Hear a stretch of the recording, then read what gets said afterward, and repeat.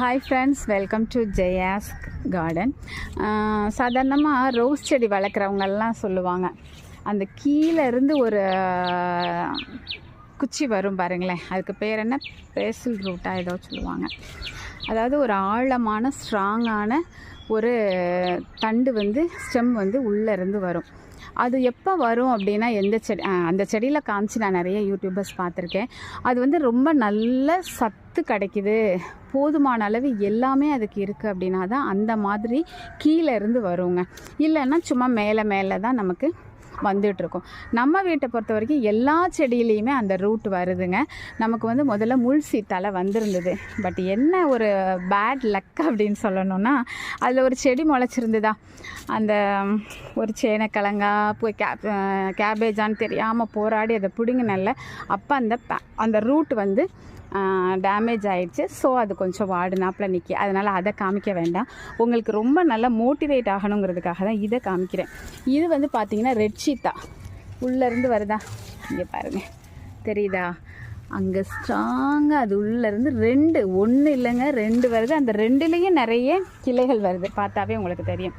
இப்படி தாங்க நம்ம வீட்டில் எல்லா செடிகள்லையும் மரங்கள்லையும் கீழே இருந்து வரும். அப்படி வரக்கூடியது ரொம்ப ஸ்ட்ராங்காக நல்ல ஒரு என்ன சொல்கிறது, தடிமனான ஒரு குச்சிகளோடு வரும்பொழுது பக்க கிளைகள் அதிலேருந்து நிறையவே வரும். நல்ல ஒரு வளர்ச்சி இருக்குங்க. அப்படி தான் நம்ம வீட்டில் எல்லாமே இருக்குது அப்படிங்கிறத உங்களுக்கு காமிக்கிறதுக்காகவும். ஸோ நீங்கள் இந்த தொழு உரம், இந்த மண்புழு உரம் அது இதுன்னெலாம் கூட தேவையில்லைங்க. வெறும் தொழு உரம் மட்டும் கிடைச்சா போதும். அதை வச்சே நம்ம மாடி தோட்டத்தை, எந்த தொழு உரம்னாலும், ஆட்டுச்சாணம் மாட்டுச்சாணம் எதுனாலும் சரி, மக்குனது கிடச்சிச்சின்னா அதை வச்சே நம்ம ஓட்டிடலாம் மாடி தோட்டத்தை. நான் அப்படி தான் ஓட்டிகிட்ருக்கேன். ஆரம்ப நாட்களில் அது இதுன்னு வாங்கினோம், பட் அப்போ எதுவுமே முடியறதில்ல. இருக்கிறத வச்சு போட்டுறேன். அதுலேயே அற்புதமான ஒரு வளர்ச்சி. சரி, இப்போ மண்புழு வேணும்ல அப்படின்னு நினைப்பீங்க. தொழு உரம் போட்டிங்கன்னா மண்புழு தன்னால் உருவாகிக்கிட்டே இருப்பாங்க.